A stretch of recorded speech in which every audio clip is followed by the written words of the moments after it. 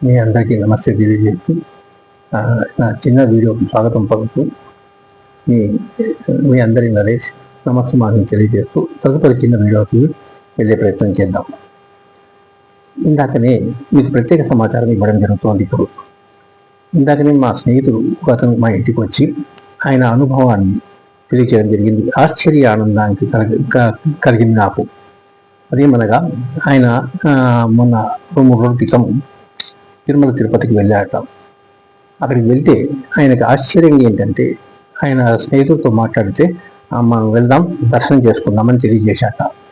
అప్పుడు ఆయన వెళ్తే జీపులో వెళ్ళడం, అక్కడికి వెళ్ళి అక్కడ దిగి దర్శనానికి వెళ్ళంగానే ఎవరో అతను పసుపు రంగు డ్రెస్లో ఉండి అతన్ని పిలిచి అందరూ పక్కకి జరిగిపోయాట.